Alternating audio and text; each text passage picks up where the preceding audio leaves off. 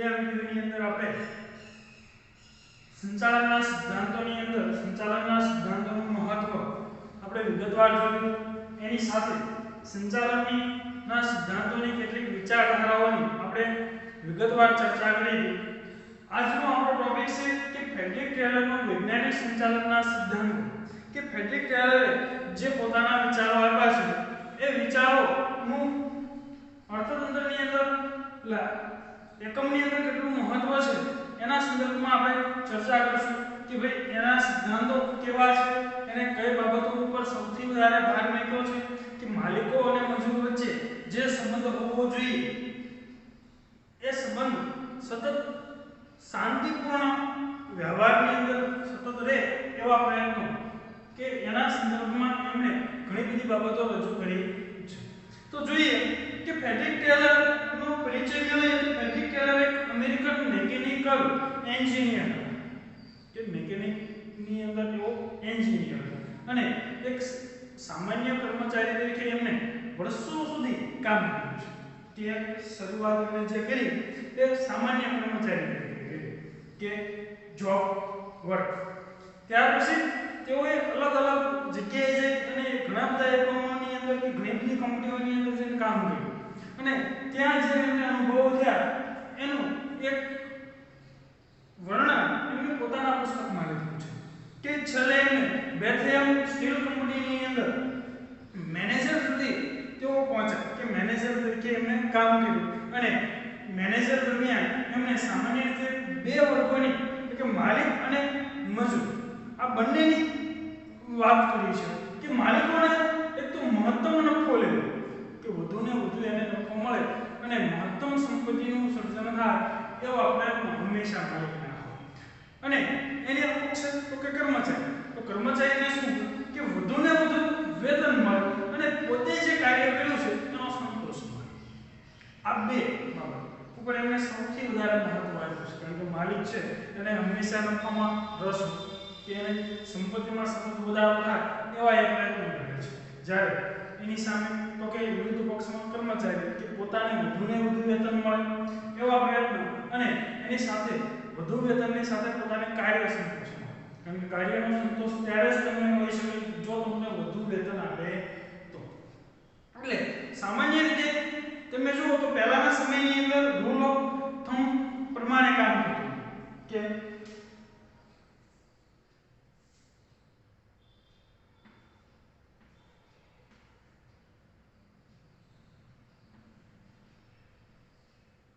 LUVE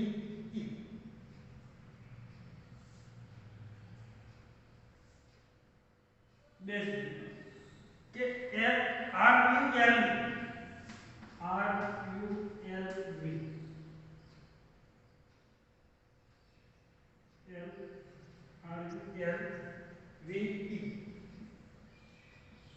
કે rule of thumb.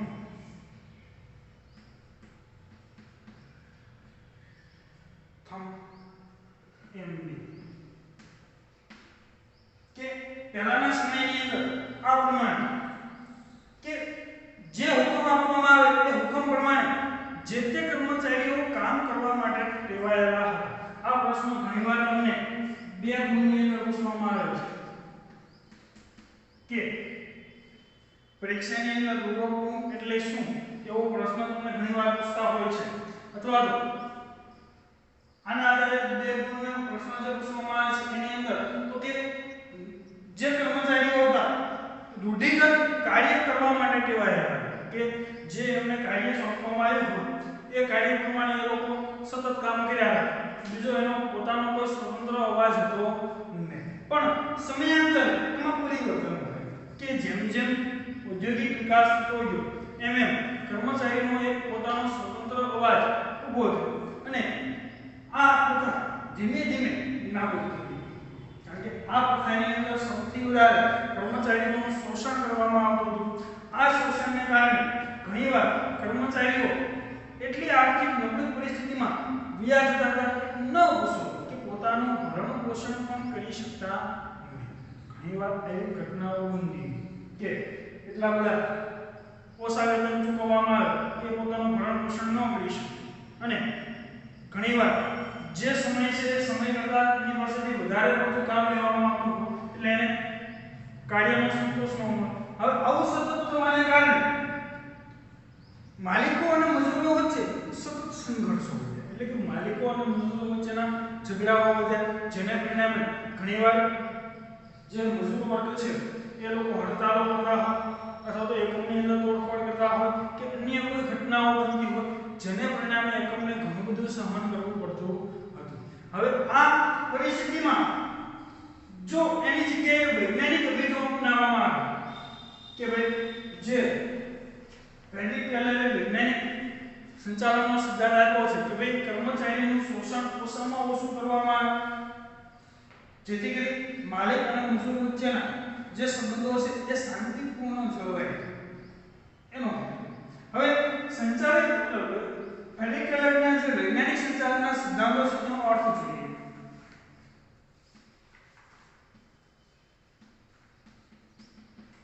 કે Frederick Taylor એવું કહે છે કે કર્મચારી પક્ષે સંપૂર્ણ માનસિક ક્રાંતિ, હવે તે પોતાના કાર્યના સંદર્ભમાં પણ હોઈ શકે કે માનસિક ક્રાંતિ પણ કેવી માનસિક ક્રાંતિ, તો કે કાર્ય કે એને જે કાર્ય કરવાનું છે એ પોતે નિષ્ઠાપૂર્વક કામ કરે, જેથી કરી એનું યોગ્ય વળતર એને આપી શકે. ઘણીવાર તમે જો ઘણા કર્મચારીઓ કામ ચોરી કરવાની વૃત્તિ,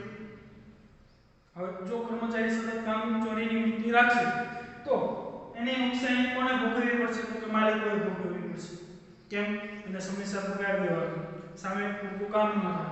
કામ ન થાય એટલે પોતાના ધ્યેય સુધી એકમ પહોંચી ન શકે. પરિણામ જો કર્મચારી પક્ષે કાર્યના સંદર્ભમાં પૂરતી માનસિક ક્રાંતિ આવે તો પણ ઘણો બધો ફેરફાર થઈ શકે છે, તો એને વધુ વેતન આપી શકાય છે. એના પછી પોતાની ફરજો કે એ પોતાની ફરજો નિષ્ઠાપૂર્વક પૂરી કરે, કે પોતાને જે કામ સોંપ્યું છે એ સમયસર કામ કરે દરેક બાબત. એ સિવાય કે સહકર્મચારી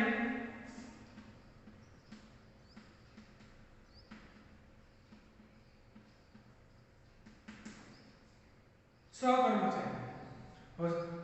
તમે જે જગ્યાએ કામ કરો છો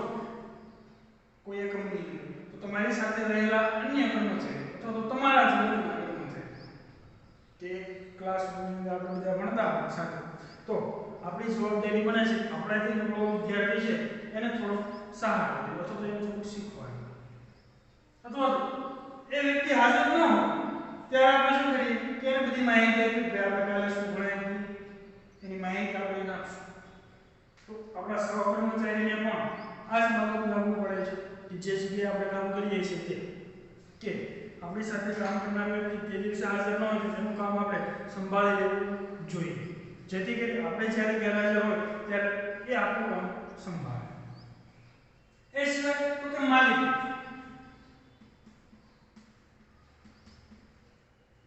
માલિકો પ્રત્યેની માનસિક, ઘણીવાર મોટા ભાગના એકમોની અંદર એવું જોવા મળ્યું છે કે દરેક કર્મચારીને એવું જ લાગે છે કે માલિકો આપણું શોષણ કરે છે, તો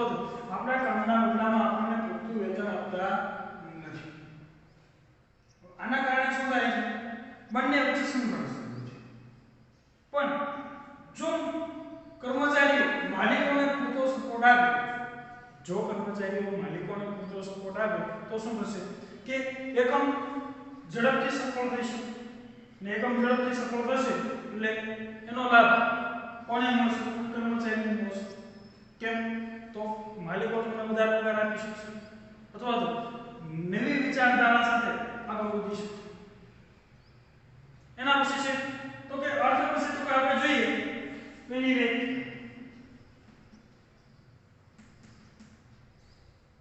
કે તમે તમારા માણસો પાસે શું કરાવવા માંગો છો તે જાણવું અને તેનો ચોક્કસ રીતે તથા ઓછામાં ઓછા ખર્ચે તે કાર્ય કરે તે જુઓ કે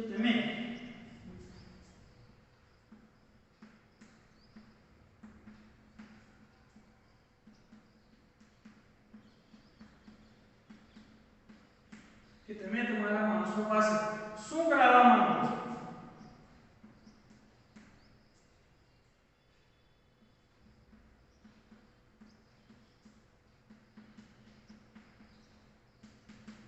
શું કરાવવા માંગો છો તે જાણો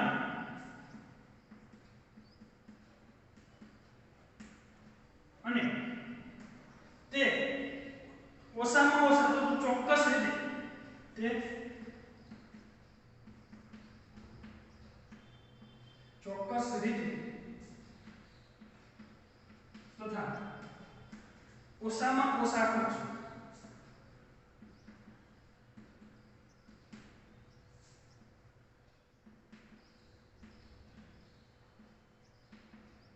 ખર્ચે કામ કરે તે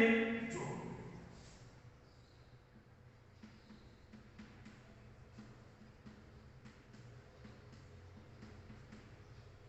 એટલે વૈજ્ઞાનિક સમજણ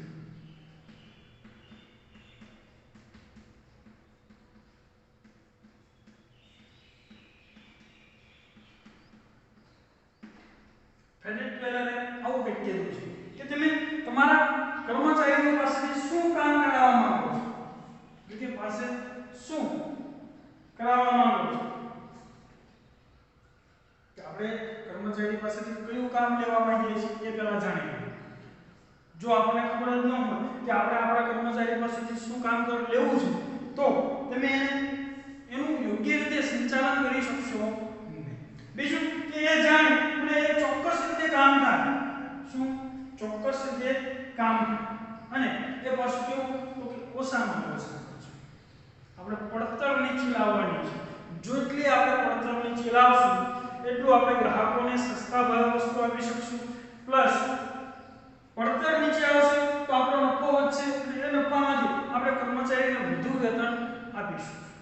આ બાબત સાથે એને સંબંધ છે એટલે આની સાથે એને મુખ્ય ત્રણ બાબતો રજૂ કરી છે કે ભાઈ દરેક કર્મચારીને તેની કાર્યક્ષમતા અનુસાર કાર્યની સોંપણી કરવી જોઈએ પહેલી કે દરેકને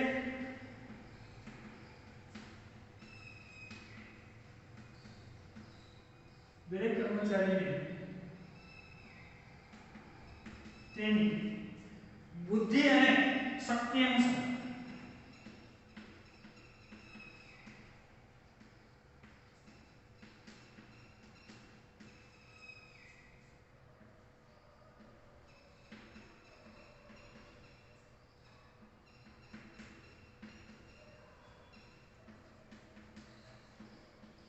કાર્યની સોંપણી કરવી આ વૈજ્ઞાનિક સંચાલનની મુખ્ય બાબત કે તમારી પાસે જે બુદ્ધિ છે જે શક્તિ છે એ અનુસાર તમને કાર્યની સોંપણી કરવી જોઈએ હવે જો આ અનુસાર તમે કાર્યની સોંપણી નહીં કરો તો શું થાય કે એનાથી કાર્ય વ્યવસ્થિત રીતે થશે જે વસ્તુનું જ્ઞાન મારી પાસે ન હોય એ વસ્તુનું કાર્ય મને કરવાનું થાય તો હું એ કાર્ય યોગ્ય રીતે કરી શકું નહીં આ બાબત પહેલી હોય બીજું કે શક્તિ એ પછી શારીરિક અને માનસિક બંને શક્તિનો ઉપયોગ જો કે બુદ્ધિમાં માનસિક શક્તિનો ઉપયોગ થઈ શારીરિક રીતે તમે ખડતર હોવા જોઈએ તો સ્વસ્થ હોવા જોઈએ તો તમે સારામાં સારું રીતે કાર્ય કરી શકો આ બાબત એક મહત્વની બીજી બાબત એવી કીધી છે કે દરેક કક્ષા અનુસાર મહત્તમ કામ કરવા માટેની દરેક કર્મચારીને સૂચના કક્ષા અનુસાર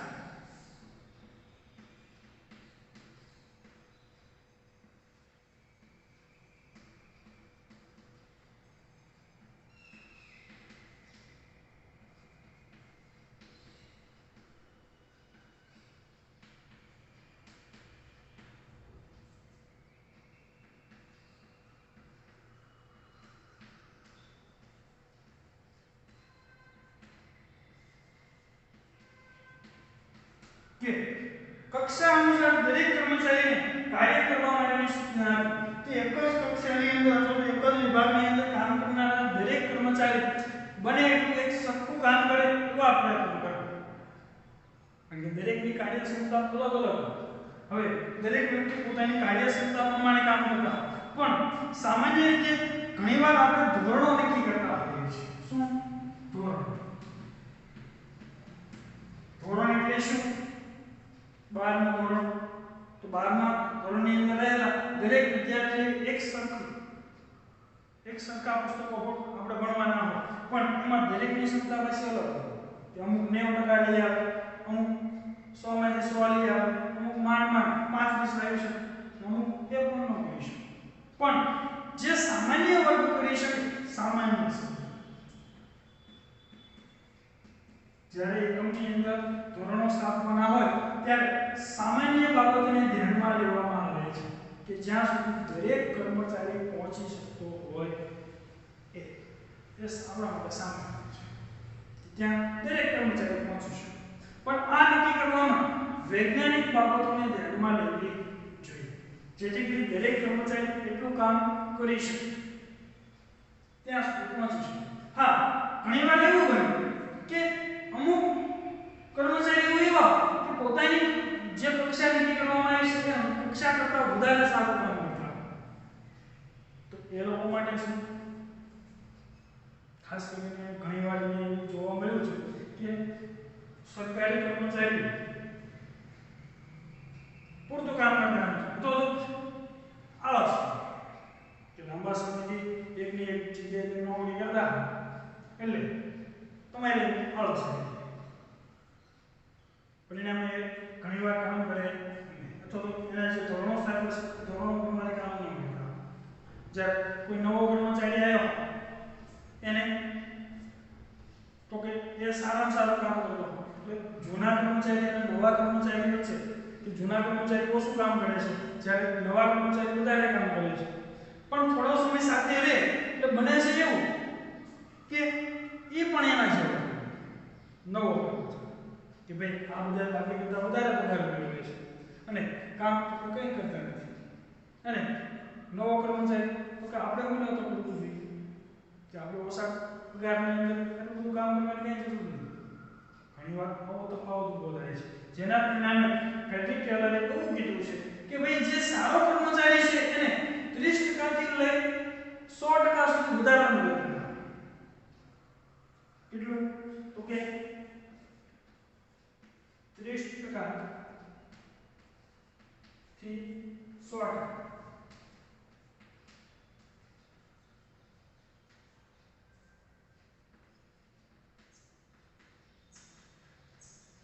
કે ઉત્તેજકો આનાથી શું થાય કે ભાઈ કર્મચારીને તમે વધારે વેતન આપો કે જે ભાઈ જે સારો કર્મચારી છે જે વધારે કામ કરે છે સંસ્થાના હિતમાં કામ કરે છે અને 30% થી લઈ 100% નું જો વધારાનું વેતન ચૂકવવામાં આવે તો એની અસર અન્ય કર્મચારીઓ પર પડે કે જે લોકો સામાન્ય ધોરણો સુધી પહોંચી શકે છે એવા વ્યક્તિઓ ઉપર થશે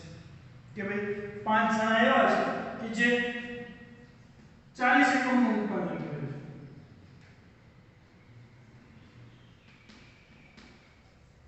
2 કર્મચારી એવા છે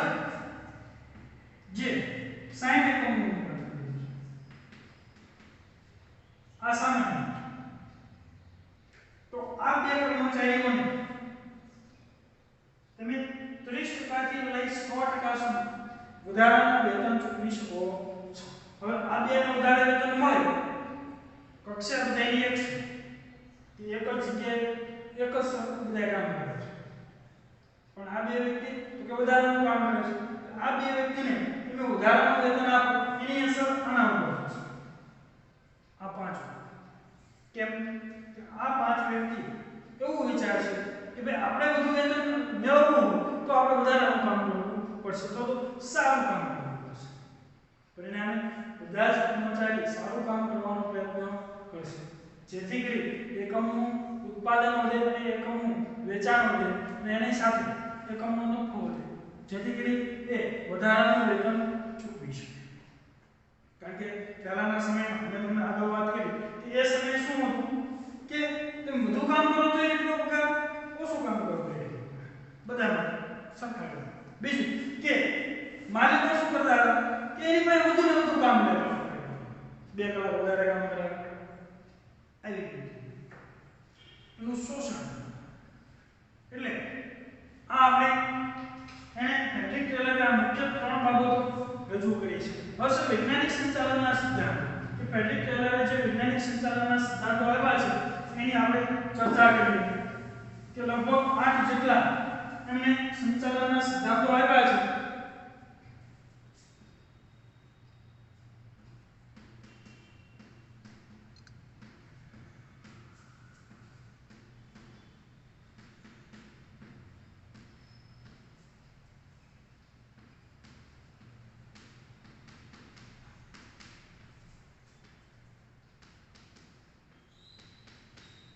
ઘણીવાર તમને આ પ્રશ્ન 3 ગુણમાં પૂછવામાં આવતો હોય છે કે વૈજ્ઞાનિક સંચાલનના સિદ્ધાંતો 3 ગુણમાં તમને પૂછતા હોય છે. એમાં પહેલી બાબત છે કે વૈજ્ઞાનિક પદ્ધતિ અથવા તો રૂઢિના સ્થાને વૈજ્ઞાનિક પદ્ધતિનો ઉપયોગ કરવો.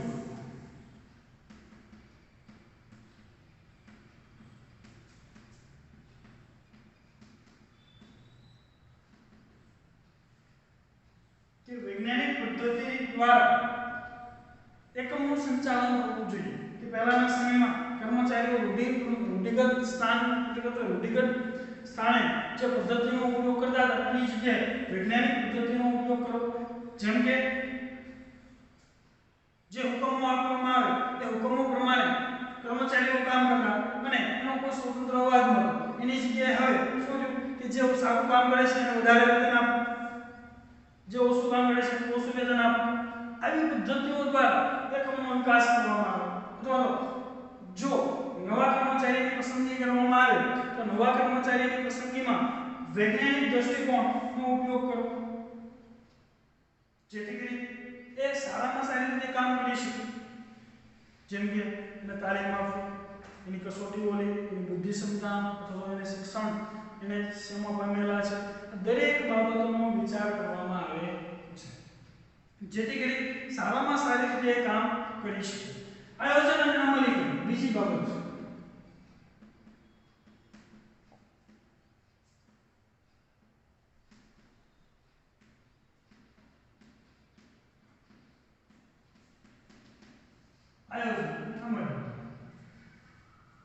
આયોજન એટલે શું કે પહેલાના સમયમાં એવું કે જે કર્મચારી હોય એ જ પોતે આયોજન કરે અને એનો અમલ કરે. કે ભાઈ પહેલાના સમયમાં જૂના જે એકમો છે એમાં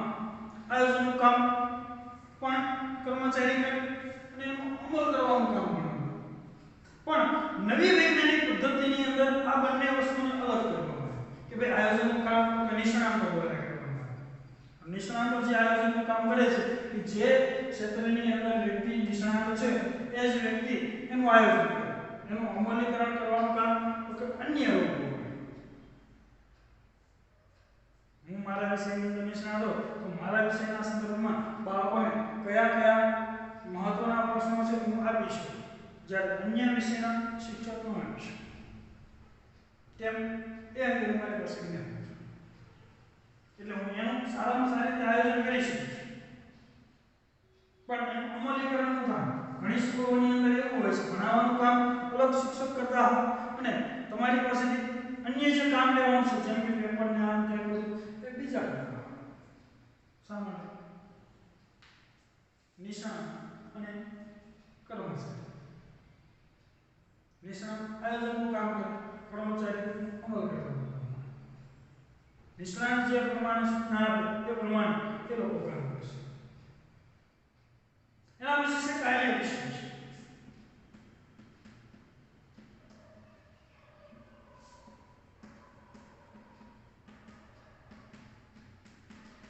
કે જે કાર્ય થયું છે એનું યોગ્ય રીતે વિશ્લેષણ કરવું જરૂરી છે. એમાં ખાસ કરીને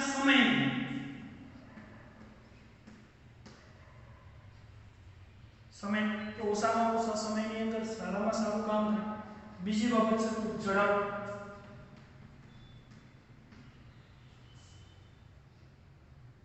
ત્રીજી બાબત છે તો થાક.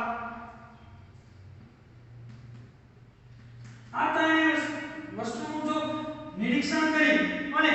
યોગ્ય નિર્ણય લેવામાં આવે તો શું થાય?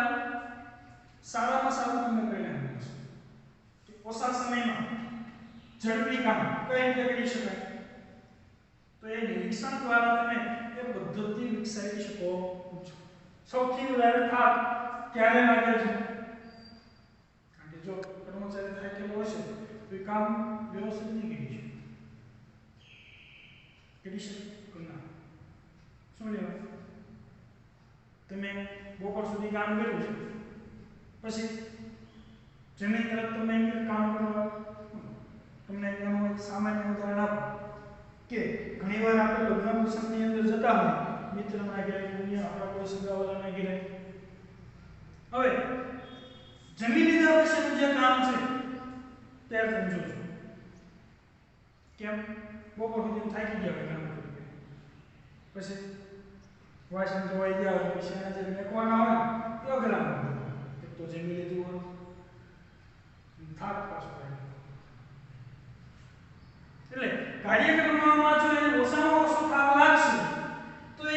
વધુને વધુ કામ કરી નાખશે જો એનું યોગ્ય નિરીક્ષણ કરવામાં આવે તો આપણે એની અંદર પરિવર્તન લાવે અને વધુ ઉત્પાદન કરી શકીએ અને તમને વિગતવાર માહિતી આગળ આપી છે આના પછીના ટોપિકમાં એની અંદર આપણે જોઈશું એના પછીની બાબત છે તો કે પ્રમાણીકરણ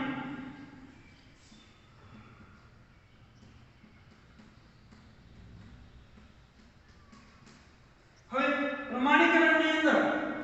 એકમની અંદર ઉપલબ્ધ તમામ વસ્તુઓનું પ્રમાણીકરણ જરૂરી છે દરેક વસ્તુ જેમ કે ઓજાર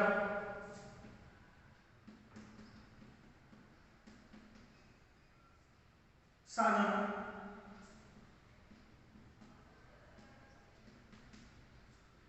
સમય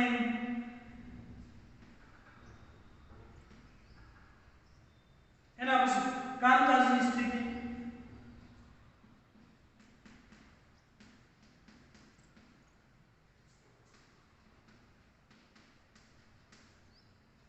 કામકાજની સ્થિતિ જો આ દરેક વસ્તુનું પ્રમાણીકરણ કરો તો જ તમે તમારા ધ્યેય સુધી પહોંચી શકો અને આના આધારે તમારો ધ્યેય નક્કી કરવાનો છે અથવા તો જે ધ્યેય નક્કી કર્યો છે ત્યાં સુધી પહોંચી શકશો કે નહીં આના આધારે કામકાજની પરિસ્થિતિ કેવી છે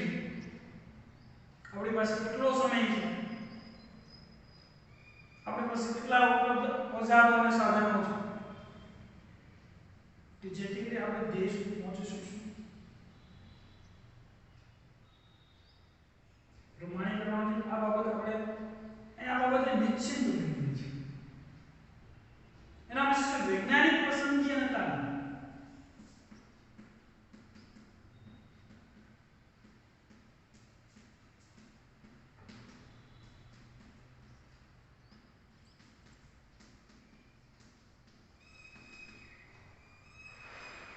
કે કોઈ પણ કર્મચારીની વૈજ્ઞાનિક ધોરણે પસંદગી કરવી જોઈએ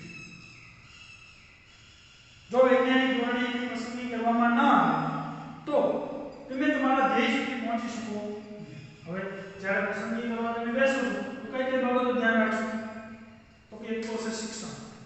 કે તમે જે કર્મચારીની પસંદગી કરવાના છો એને શિક્ષણ મેળવેલું છે કૌશલ્ય કે એની પાસે કયું કૌશલ્ય છે બુદ્ધિ સંપન્ન તાર્કિક વિશ્લેષણ કરી શકે છે એ સિવાય અન્ય ઘણી બાબતો એવી છે જેની અંદર તમે એની કસોટીઓ લેવી વૈજ્ઞાનિક કસોટીઓનું આયોજન કરો અભિરુચિ કસોટી લઈ ઘણી અને એ પસંદગી થયા પછી અને તાલીમની જરૂરિયાત પડી કાર્યના સંદર્ભમાં આપવામાં આવતી તાલીમ કાર્યના સંદર્ભમાં આપવામાં આવતી તાલીમ એટલે જો આ બે વસ્તુ યોગ્ય રીતે કરવામાં આવે તો તમે તમારા ધ્યેય સુધી સરળતાથી પહોંચી શકો છો એના પછી છે છઠ્ઠું તો કે નાણાકીય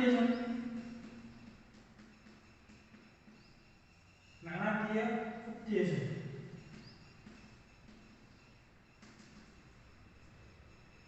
આ વસ્તુ દરેક કર્મચારીને બહુ પોતાનો પગાર વધે કોને પણ એના માટે શું કરવું જોઈએ તો કે વૈજ્ઞાનિક પદ્ધતિથી એ નક્કી કરવું જોઈએ કે ભાઈ કયા કર્મચારીને કેટલો પગાર આપવો અથવા કોને કેટલું વધારાનું વેતન ચૂકવવું જોઈએ બધાને વધારાનું વેતન ન આપી શકે કે જે વ્યક્તિ સારું કામ કરે છે એને અથવા તો તમે જે ધોરણો સ્થાપ્યા છે એ ધોરણો કરતા વધારે કામ કરે છે એવા લોકોને જ તમે વધારાનું વેતન આપી શકો છો બધા લોકોને એ વિશેષ કરતો છે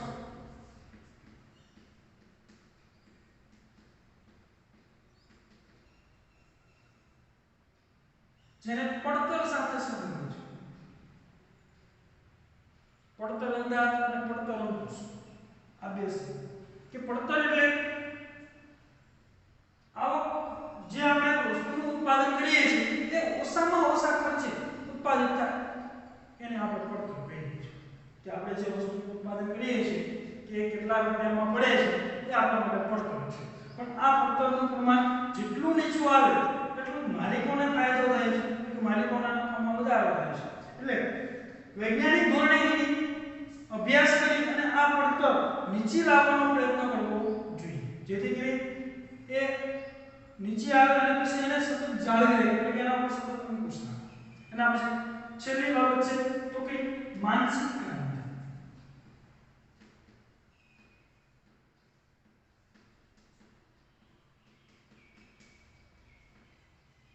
માનસિક ક્રાંતિ કે બંને પક્ષો આપણે આગળ વાત કરી કે ભાઈ રૂલ ઓફ થમ્બની અંદર કે માલિકો અને મજૂરો વચ્ચે સતત સંઘર્ષ કારણ કે માલિક પોલા કર્મચારીનો કોઈ સ્વતંત્ર અવાજ નહોતો જેના પરિણામે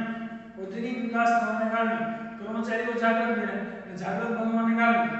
એવું એ લોકોને લાગે છે કે ભાઈ કર્મચારીઓને એવું લાગે છે કે માલિકો સતત શોષણ કરે છે એ શોષણ ન થાય અથવા તો એ લોકોને વ્યાજબી વેતન મળે તે માટેની વ્યવસ્થા એટલે બંને પક્ષે માનસિક ક્રાંતિ અને બંનેના ઔદ્યોગિક જે ઝઘડાઓ છે એ પૂરા થાય એવા માટેની વ્યવસ્થા ઊભી કરવી એ માનસિક ક્રાંતિ છે કે માનસિક રીતે બંને સ્વસ્થ બને બંને વચ્ચેના સંબંધો સુધરે એવા પ્રયત્નો તો આની અંદર આપણે એક એડિટોરિયલના વૈજ્ઞાનિક સંચાલનના સિદ્ધાંતો એનો અર્થ વ્યાખ્યા અને વૈજ્ઞાનિક સંચાલનના સિદ્ધાંતોની વિગતવાર માહિતી મેળવી નેક્સ્ટ વિડિયોની અંદર આપણે વૈજ્ઞાનિક સંચાલનના સિદ્ધાંતોની પ્રયુક્તિઓ વિશે વિગતવાર માહિતી મેળવવાની છે આની અંદર આ પ્રશ્ન રૂલ ઓફ થમ્બ એ 2 ગુણની અંદર પૂછાય છે જ્યારે વૈજ્ઞાનિક સંચાલનના સિદ્ધાંતો એ તમને 3 ગુણની અંદર પૂછવામાં આવતા